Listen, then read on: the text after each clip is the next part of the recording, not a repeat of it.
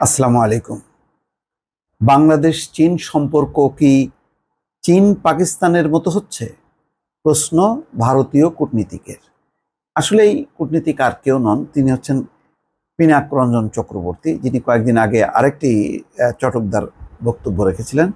বলছিলেন যে বাংলাদেশে দ্বাদশ জাতীয় সংসদ নির্বাচনের আগে ভারতের কঠোর অবস্থানের কারণে মার্কিন রাষ্ট্রদূত পিটার ডি হাস কার্যত গা ঢাকা দিয়েছিলেন, এমন একটি কথা বলেছিলেন। তো পরে আবার তিনি বলছেন যে না, এটা তার কথা না, এটা বাংলাদেশের গণমাধ্যমের যেই খবর এসছে তার প্রেক্ষিতে তিনি বলেছেন। যাই হোক, কিন্তু তিনি তো মুখ ফসকে বলেছেন।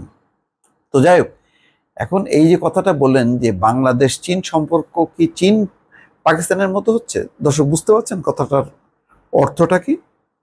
অর্থ হচ্ছে চীন পাকিস্তান খুব গভীর সম্পর্ক, এবং এই দুই দেশের বন্ধুত্বটাকে ভারত হুমকি হিসেবে মনে করে। এখন পিনাক রঞ্জন চক্রবর্তী বাংলাদেশের সাথে যে চীনের নানা বাণিজ্যিক অর্থনৈতিক সম্পর্ক আসতে, বিশেষ করে তিস্তা ব্যারেজ নিয়ে যে চীনের আগ্রহ, তার প্রেক্ষিতে তিনি এখন বলতে চাচ্ছেন যে তাহলে কি ওই চীন পাকিস্তানের মতনই কি চীন বাংলাদেশের সম্পর্ক? দর্শক, আরো একটি বিষয় পরিষ্কার, যে অনেকে বলছিল যে নির্বাচনের পর কামড়াকামড়ি শুরু হবে ভারত এবং চীনের। ভারত বলবে বাংলাদেশকে, বাংলাদেশের সরকারকে, ক্ষমতাসীন মহলকে, যে দেখো আমরা কিন্তু তোমাদেরকে ক্ষমতায় রাখলাম, আমরা ফাইট করলাম 2+2-তে। 2+2 মানে অর্থাৎ আমেরিকা এবং ভারতের যে বৈঠক হয়েছিল নয়াদিল্লিতে, সেই নয়াদিল্লিতে বৈঠকের পর অনেকে বলেন যে মার্কিন যুক্তরাষ্ট্র চুপ মেরে গেল। তারা বৃহত্তর যেই সম্পর্ক, সেই সম্পর্কে সাড়া দিয়ে ভারতের যে মনোভাব সেটাকে তারা মানে ধারণ করলো বা প্রশ্রয় দিল, যার কারণে আর শেষ পর্যন্ত মার্কিন যুক্তরাষ্ট্রের যে চাওয়া ছিল বাংলাদেশে একটি মুক্ত, স্বাধীন, অবাধ, নিরপেক্ষ, অংশগ্রহণমূলক নির্বাচন হবে, সেটি আর হয়নি। আর চীনও মনে করে যেহেতু বাংলাদেশের অন্যতম বাণিজ্যিক অংশীদার এবং বাংলাদেশের যত বড় বড় অবকাঠামো নির্মাণে চীনের একটা গুরুত্ব আছে, এবং চীনের কারণে বাংলাদেশ বলতে পারছে যে তাদের অর্থনৈতিক উন্নয়ন, অবকাঠামো উন্নয়ন সেগুলি এগিয়ে গেছে। গণতন্ত্র হয়তো পিছিয়ে গেছে, কিন্তু অন্য দিক দিয়ে বাংলাদেশের সুখ, সমৃদ্ধি, অর্থনৈতিক উন্নতি তারা এনে দিয়েছে। সুতরাং এখানে চীন নির্বাচনের পর তারা বলবে যে না, আমাদের কারণে বাংলাদেশ তার মতন করে, অর্থাৎ সরকার তার মতন করে নির্বাচন করতে পেরেছে। এবং এই সময় আমরা দেখলাম যে নির্বাচনের আগে এখানকার রাষ্ট্রদূত একাধিকবার বা তাদের ফরেন মিনিস্ট্রি থেকেও বলছে যে কোনোভাবেই কোনো দেশের রাজনৈতিক হস্তক্ষেপ করা যাবে না, আভ্যন্তরীণ বিষয়ে নাক গালানো যাবে না, এসব কথা বলার মধ্য দিয়ে ওয়াকওভার দেয়া আর কি, সরকার যেভাবে নির্বাচন চায় সেভাবে করা হবে। তো এই দুই শক্তির, ভারতের মূল এটা হলো যে তার অত বিনিয়োগ ব্যবসা, মানে অর্থাৎ সে বিনিয়োগ করবে না কিন্তু সুবিধাগুলি নেবে বাংলাদেশ থেকে। আর চীন হচ্ছে সে বাণিজ্য করবে, বাণিজ্য করে তার মুনাফাটা বা সুবিধাটা নেবে।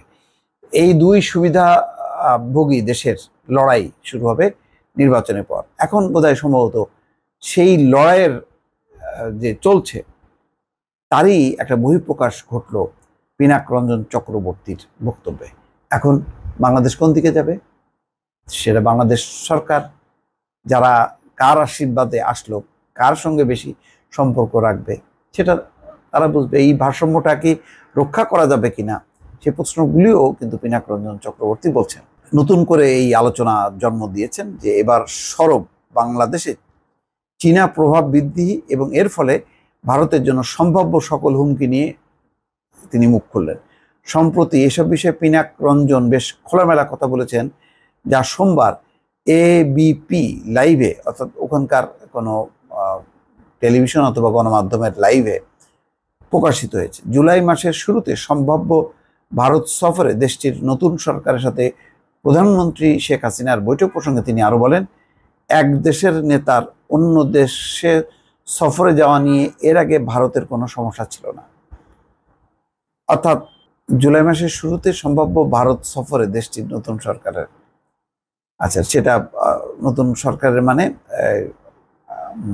শেখ হাসিনার সরকারের, কোনো সমস্যা ছিল না। চীন যে বাংলাদেশের গুরুত্বপূর্ণ উন্নয়ন সহযোগী সেই বিষয়টি আমরা ভালোভাবেই অবগত। কিন্তু প্রশ্ন হলো এই সম্পর্কটা কতটা বিকশিত হবে? সম্পর্কটা কি চীন ও পাকিস্তানের মতো হতে যাচ্ছে? আমরা জানি না, হয়তো তেমনটা হবে না, কিন্তু আমাদের সতর্ক থাকতে হবে। এর আগে দেখলাম যে ভারতের পররাষ্ট্র মন্ত্রণালয়ের মুখপাত্র বলছেন যে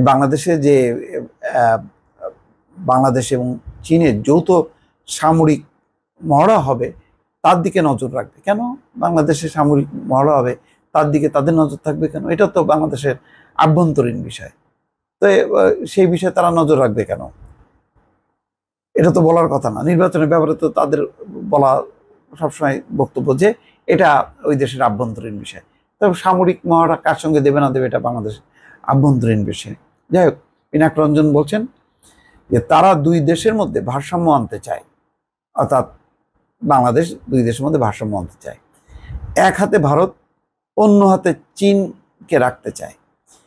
প্রতিরক্ষার দিক থেকে দেখলে তাদের অস্ত্রশস্ত্রের প্রায় 70% চীনা উদ্ভূত। এভাবেই চীনারা দেশটিতে প্রবেশ করেছে, যদিও বেজিং 1976 পর্যন্ত তাদের স্বীকৃতি দেয়নি। এইটা একটা খোঁচা মারলো আর কি, চীন স্বীকৃতি দেয়নি, তার সাথে এত খাতির কেন? আচ্ছা, সাবমেরিন ঘাঁটিতে যদি চীনারা পোর্ট কল করে বসে, তাহলে প্রধানমন্ত্রী শেখ হাসিনা কি করবেন? তার ফলে চীনা সাবমেরিনগুলো বিপজ্জনকভাবে আমাদের জলসীমার কাছাকাছি চলে আসবে, বলছিলেন পিনাক রঞ্জন চক্রবর্তী। ভারত, বাংলাদেশ ও চীনের মধ্যে আসল সমস্যার জায়গা হলো তিস্তা প্রকল্প, এমন মন্তব্য করে তিনি বলেন, যদি তিস্তা প্রকল্পে জড়িত হয়ে পড়ে তারা, অর্থাৎ চীনরা, তাহলে বাস্তবে আমাদের জন্য এটা সমস্যা হয়ে দাঁড়াবে। কেননা চীনা শ্রমিকরা স্পর্শকাতর ভারতের শিলিগুড়ি করিডোরের কাছাকাছি চলে আসবে। তারা সেখানে ডিভাইস লাগানো থেকে শুরু করে ভারতের কৌশলগত দিকে নজর রাখা পর্যন্ত সব ধরনের কার্যক্রম চালাতে পারবে।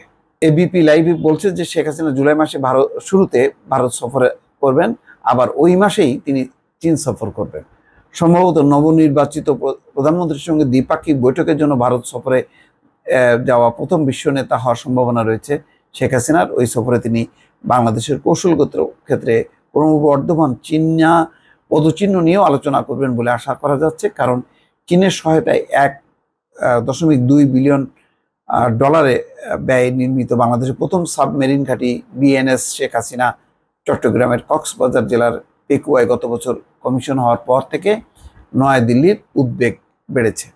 যাই হোক, এখন মোট কথা পিনাক রঞ্জন চক্রবর্তীর কথা হলো যে তুমি ভারতের সঙ্গে থাকবা, চীনের সঙ্গে না। তো আর এই নির্বাচনের মধ্য দিয়ে ভারতের এই কূটনীতিকরা আরো মনে করছেন যে বাংলাদেশ আরো বেশি নতজানু হবে ভারতের দিকে। ভারত যা বলবে, যেভাবে চাইবে সেইভাবেই বাংলাদেশ চলবে, এমন একটা মনোভাব। কিন্তু বাংলাদেশের পক্ষে সেটা কি সম্ভব? বাংলাদেশের এই যে এখন অর্থনৈতিক সংকট, তার যে সামনে উন্নয়ন প্রকল্পগুলো কে সহযোগিতা করবে? চীন ছাড়া কি কেউ আছে? ফলে বাংলাদেশ এখন কি করবে? ভারতের কথা শুনবে নাকি চীনের সাথে সম্পর্ক গভীর করবে? এই প্রশ্নের একটা সুরাহা যদি না হয়, তাহলে একটা বিপদ, এটা বলা যায়। ভালো থাকবেন। আল্লাহ হাফেজ।